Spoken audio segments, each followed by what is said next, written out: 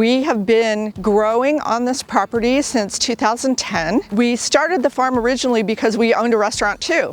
And so we wanted to grow produce for our guests and be able to give them the freshest farm-to-table experience they could have. In 2018, we sold the restaurant, but we kept the farm because that's my favorite part anyway. I'm Trish Watlington. I'm the owner and farmer at Two Forks Farm. And we're here today to harvest some arugula for Kettner Exchange, which we love to do. We love Chef Brian, and he takes really good care of all of our vegetables and makes pretty stuff out of them. I'm really excited about this arugula. It's actually out of season. We don't normally grow arugula in the summertime, but it makes Brian so sad when I don't have arugula that I try and grow it for him as often as I can. This arugula we actually grew in a really special way because it's so hot, it's hard to grow arugula here. We're in East County, so our temperatures get up pretty high. We've been keeping this one shaded the entire time, plus the trees here and the trees over there give it a little morning shade, a little afternoon shade. So this is kind of the ideal spot to grow a summer crop of arugula. So we're gonna harvest this now. We've let it get quite a nice size, and I think we're gonna be able to get a couple pounds out of this tiny little bed to make a salad at Kettner Exchange.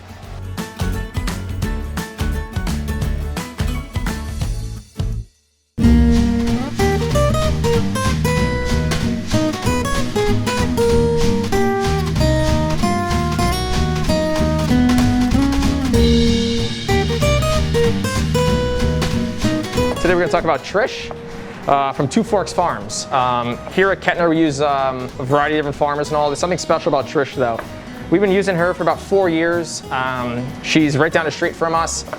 Small plot of land. Visited that farm about 2 years ago. It pretty much brought me back to my childhood, growing up on a farm. I just feel it's very, very important to use farmers, support them, especially what they're doing. I know the hard work that they do. A few things that she has right now are figs that we're using here at Kettner Exchange. Her tomatoes are amazing in the summertime. But first and foremost, that she had this ingredient that now she exclusively does it for us is her arugula.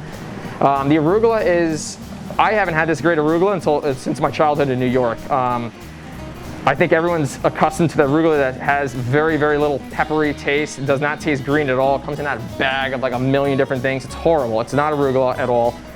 So this one she's growing this for us, even when it's really not, the climate isn't right for us to do it and all. I kind of just tell her, listen, we have to have it. We create dishes that just have this arugula. It's pretty much this is the star of the show on a lot of these dishes. I know a lot of people think that meat, fish, whatever it is should be the star. This one, the arugula, is the star.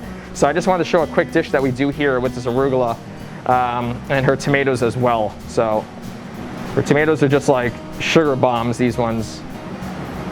And it's great working with her also because every few weeks she'll be like, listen, I'm gonna plant some stuff for next year. Like what can I, what are you interested in?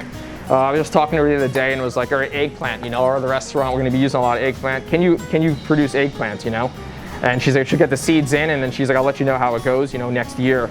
So it's one of those connections that we have, it's great to know where this food is coming from as well, rather than just like thrown onto a truck and who knows, like we don't ever see the thing again,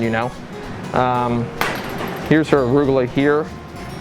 Very vibrant, extremely peppery, like very fresh. You have two different textures of it. You have the leaves that pretty much melt, and then you have the stem, which I am a huge fan of the stems. Brings a lot of texture to a dish as well.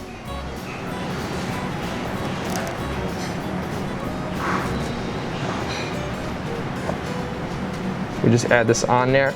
A lot of times as well, she'll literally just be like, listen, I have this, and we'll bring it in, and then I'll just get my guys and be like, okay, we have whatever, whatever it could be. We have squash, or we have, all these figs. Let's start coming up with things, and how do you utilize all these figs that she has? And she's like, all right, I have 20 pounds of them. And I mean, we're lucky that we're in a busy restaurant that we can utilize it all and people appreciate it. So we can pretty much go through a lot of her produce.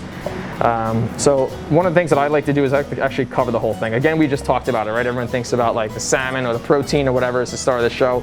Like, why can't it be the arugula? There's more of a story about the arugula than the salmon that I know of. So, and there's more of a connection to the arugula since I know her. I've seen the field that it comes from and all. So that's just a little bit of arugula. That's some salmon with ginger garlic scallion.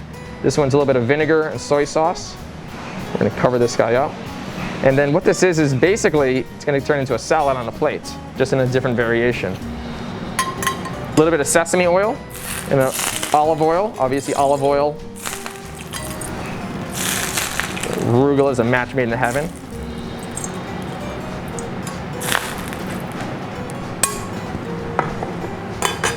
And that's it.